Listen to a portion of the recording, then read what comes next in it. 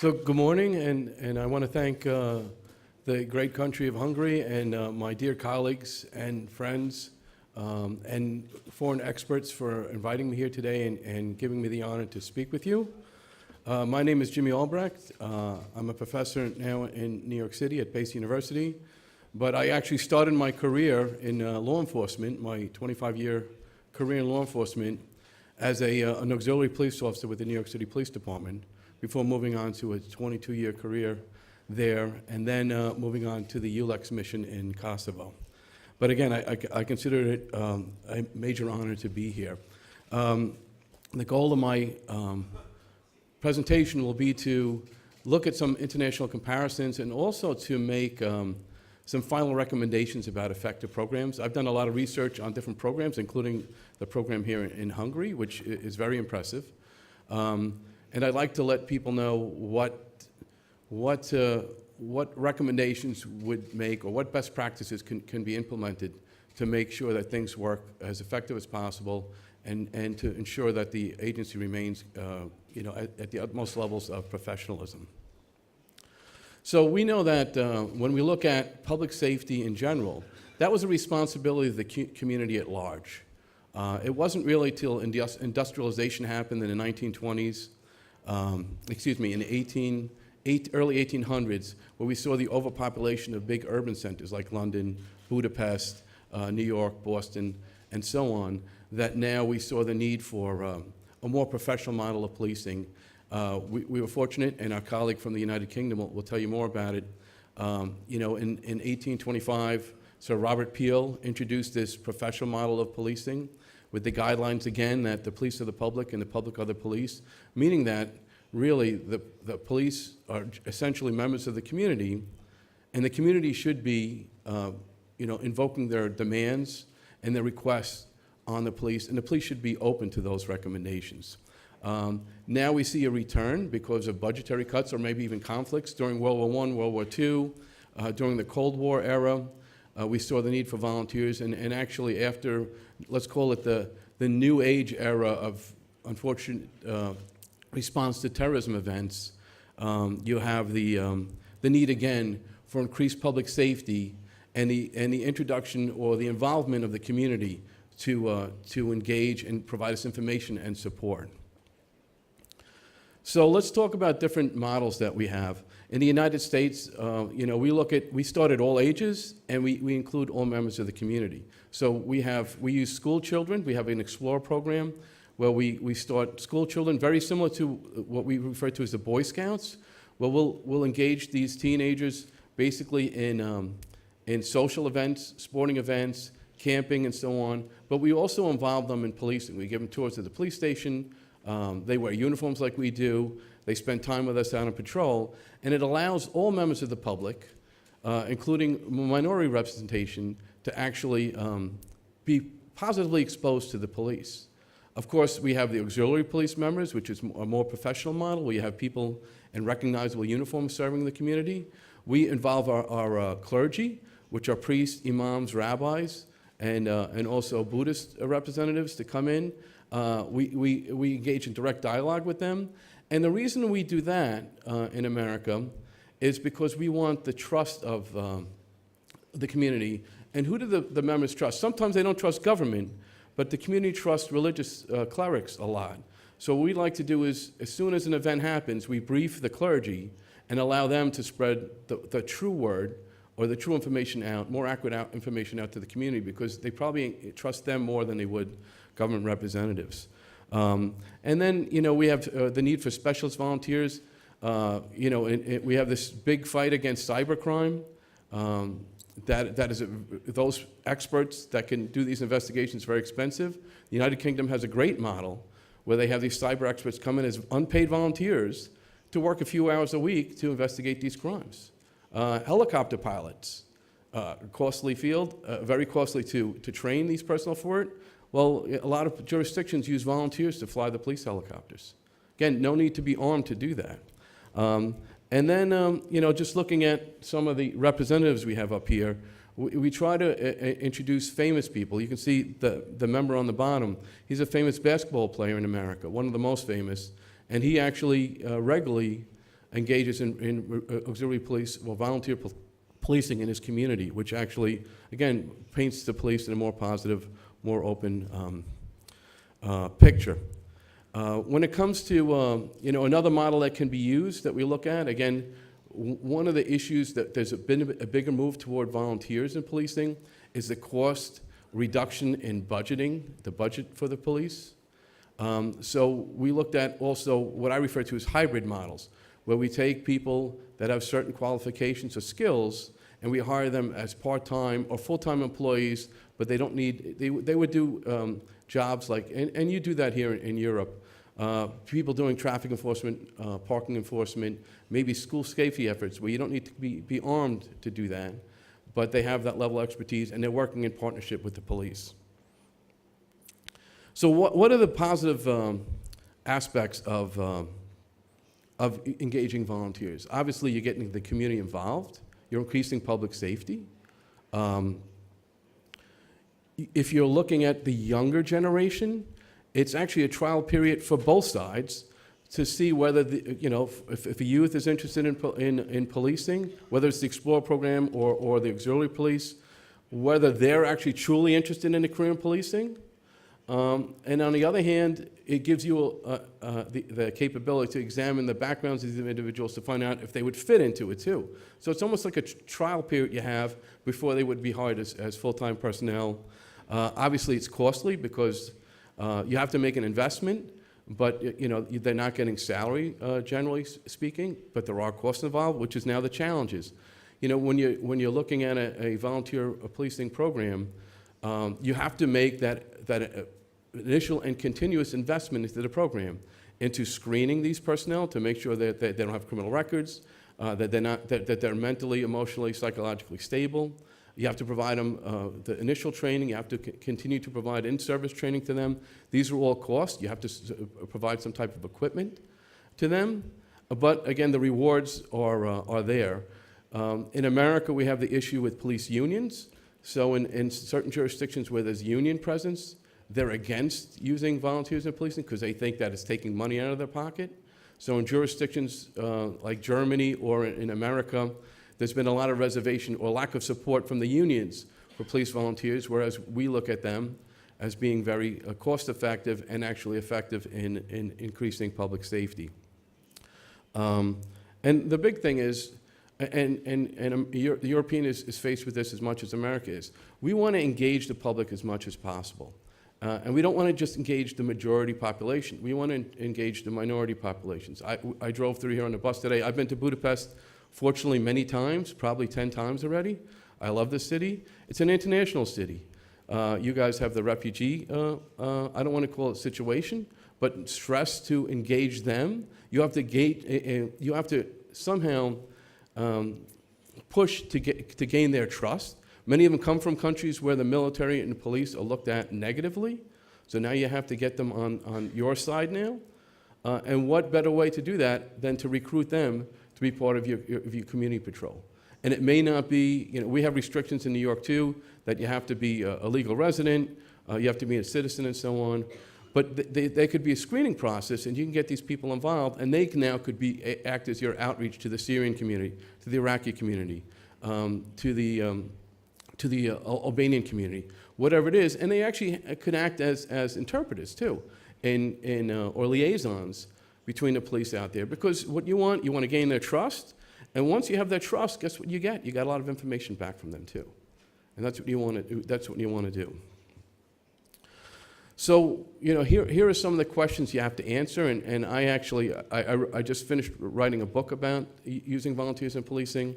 This is just a short list of them, but you gotta, start asking yourself, do you have the budgetary capabilities of funding the screening process, the training, properly equipping these personnel, not only initially, but ongoing? What kind of screening process are you gonna use? How in-depth is it going to be? Is it going to be tiered? I'll talk about the tiered levels later on. But meaning that, are you going to have a certain screening process for people, for maybe immigrant populations where you just want to do a basic check on them, whereas if you're going to raise up to the auxiliary police level, you have a more intensive screening process and so on. But that has to be identified. What commitment do you want? We're very clear in America that if you're going to be an auxiliary police officer, we expect you to serve in the city of New York 144 hours a year. You know, in some jurisdictions, they want more from that. And most of the personnel actually serve longer than that. But you want to make that clear that this is not just giving you a uniform and a police identification of some sort, and you can do what you want. No, we expect something back. We're making an investment in you. We want our investment to come back to a certain level. Will your people have, will these volunteers have enforcement powers? I know here in Hungary and in New York City, both, they don't have enforcement powers, and they are not armed with a firearm. Some jurisdictions across the world do both. So you have to keep that in there. And what is the liability associated with arming volunteers and also with giving them arrest authority? What kind of quality control measures are you going to do to make sure that they're properly trained, they're certified, that you continue, again, if people make allegations against your volunteers, how is that going to be investigated? You want to make sure you have a process there. And what happens if they get injured? You know, they're serving their community. You can't just have a situation. I worked 3 years in Kosovo. If a police officer gets, and these are professional police officers, if a police officer gets injured there, he gets fired and he has no benefits. That's ridiculous. You know, and now you have people who are volunteering to serve for the public good, for public safety. What kind of benefits will they get if they're injured while they're working? Do you anticipate any type of benefits, maybe retirement benefits later on, where something there, or maybe tax benefits where they incur a reduced tax structure for the time that they serve, or maybe if they do 10 years, there's type of benefits. But these things have to be analyzed and maybe reviewed and outlined in some type of legislation. What kind of motivators are you going to give them? Again, we know as cops, particularly in America, I'm very proud to have been a cop. I'd go back tomorrow if I could. I love being a cop because I'm serving the public. And I took the job to help people. Unfortunately, the media often paints the police in a bad light. And, you know, how am I going to motivate my personnel? And how do I do that? And these are volunteers. And you have to come up with measures there. Most of the stuff we do in policing, I can't give someone a raise, generally speaking. I can actually recommend a promotion. But what I can do, I mean, for professional police officers, is recognize them. And there should be some type of, you know, recognition process where you know, maybe the auxiliary police officer of the month, the auxiliary police officer of the year. If you do so many hours, you get some type of award recognition. But you want to do something so that they're recognized for this commitment they make, because they're doing it really for nothing out of their own goodness, and that should be acknowledged. So I'm going to do just a quick contrast here, and again, I'm going to go through this very quickly because I'd like to get to my conclusions. But when you look at the different programs across the globe, and I've only listed a couple here, but the NYPD auxiliary police officers, they're in full uniform, just like their colleagues. They do not carry a firearm, they carry a nightstick. But the uniforms are very similar. They're no different, other than the badge is a star rather than a traditional police badge, and the word auxiliary is over their patch. Contrasted to Los Angeles Police Department, Los Angeles Police Department has a three-tier system that's outlined by state law. But they are actually, at the highest levels, they're armed. They wear the same uniforms as regular police officers. And they actually have arrest powers. But there's a bigger investment put into them, which I'll talk about in a bit. Then you look at in the United Kingdom, the Special Constabulary. They have a very long history. They're a very proud movement. There's a lot of professionalization and a lot of research going on right now in the United Kingdom on how to make that model better, including how to motivate these people that are doing a great job. And in the United Kingdom, since most police officers aren't armed, special constables are not either, but they have full police powers. So again, you can get a lot out of the use of these volunteers and dramatically increase public safety if you use them effectively. And when you talk about smaller jurisdictions, I'm going to surprise you. You're fortunate here. You have a national police in Hungary. We have over 18,000 different police agencies in America. Most of them are localized. Some police departments are only one officer, all the way up to 36,000 in the NYPD.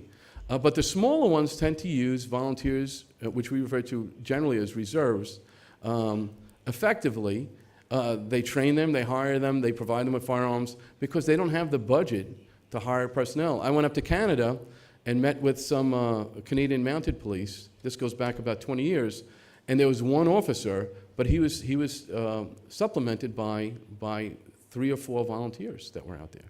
And that's where a lot of smaller jurisdictions actually get by, because there's not the money to move on to hiring 4 people, and you have to rely on the volunteers. And you're fortunate here that your system is very effective and very professional.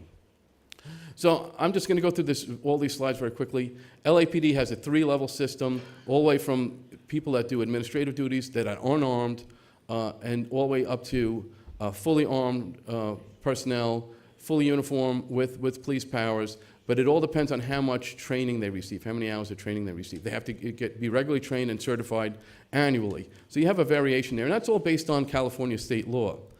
When you look at the NYPD, we transitioned from the Civil Defense Corps during the Cold War to the Auxiliary Police Section.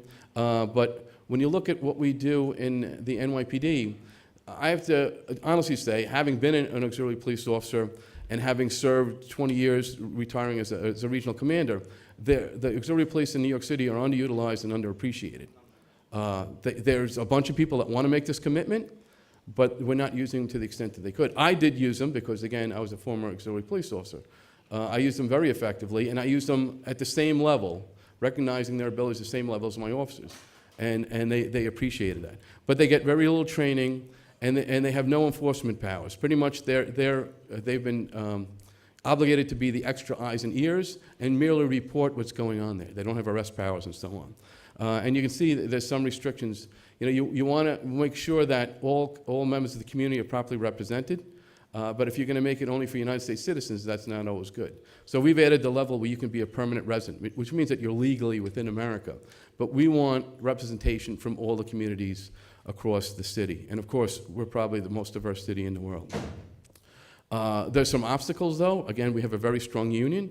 And the union actually went to court and blocked certain, or placed restrictions, legal restrictions on police officers. So police officers can't make arrests. They can't go to dangerous situations. They have to patrol in twos. And very rarely will you see a police officer and an auxiliary police officer working together. Under my watch, when I was the commander, we worked always together. But most police personnel don't recognize that as such. They can do traffic control duties, but they can't do traffic enforcement. A lot of restrictions, unfortunately, again, underutilized.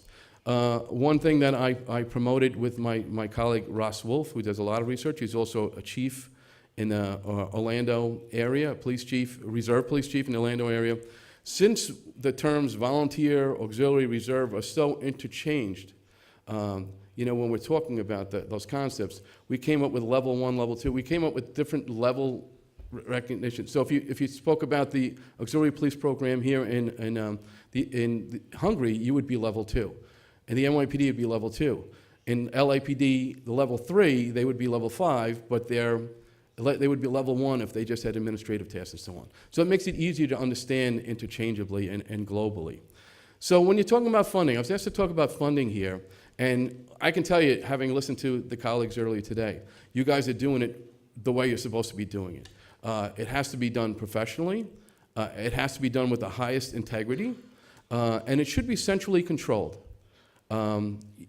Because, again, when you're dealing with money can disappear very easily, as you know, when you look at different situations across the globe. So you've done a great job here by having a central control of any type of budgeting, but you do reach out for grants. We have the capability in America to get corporate grants, private grants, NGO grants, state grants, and also federal grants to support these community programs, and that helps. But I can also see you did when you're having these training type of conferences where you do this stuff, you can get private corporations here, and you've done a great job, very impressive job, getting these sponsors coming out, because this is very well conducted conference here.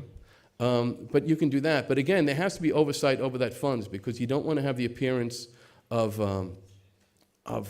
impropriety, of special interest, getting special treatment and so on. It has to be done with the utmost of ethics. And finally, my recommendations. First of all, I think positively of using volunteers. The move is there. It started, again, really in the 1990s. There was a resurgence after the September 11th attack with this fight against terrorism across Europe and the United States and across the globe. We know that it's a very effective way, cost-effective and effective way in increasing public safety. What you want to do is get the community involved. And we want all representatives of the community to feel comfortable. So that's why I say the biggest push, it shouldn't be majority people, like only ethnic Hungarians that are members of the auxiliary police. It should be represented from all across the international community that reside here. They should be given that opportunity. If you have restrictions on that somehow, you should work out some type of system, because you want these interested community members, concerned community members, to engage with you, and you want them to outreach to their colleagues, that they can feel comfortable and safe with the police here, that they can trust the police here too. If you don't want to research all these different options yourself, there's plenty of models out there that you can steal or borrow from somebody. In jurisdictions where there's unions, I don't know if you have that situation here, doesn't seem to be reservations or distancing between the police and the auxiliary police here in Hungary, fortunately, but we have that situation in the U.S. and even the United Kingdom. There's some reservations because everyone thinks, particularly the unions or the police associations, you're taking money out of my pocket because these volunteers are involved. No, we're making the police officers safer because these volunteers are there to help them, and we're making the community safer too, which means their job is easier, and that's the way you have to look at it. When you're looking about training and recruitment, you got to make sure that you maintain professional standards with auxiliaries. They have to be, again, properly screened and properly trained for their level of expertise, meaning if they're going to be armed and have arrest powers, you better make sure that they're properly trained in the law and in properly using a firearm. Again, you want to protect yourself against liability. In order to make the most out of this opportunity, you might want to have a tiered program. You have the auxiliary police, again, very effective unit. Maybe you want to look at, and maybe you have already, developing a community patrol that allows non-citizens population to actually become engaged and help with these community patrol. Obviously, maybe different signature, uniform, identification, but still, the whole goal is to get as many members of the community involved in public safety as possible. And I'll end up with this thought, that really, if you make a quality investment, as you guys have here in Hungary, into your program, you're going to get a quality product back.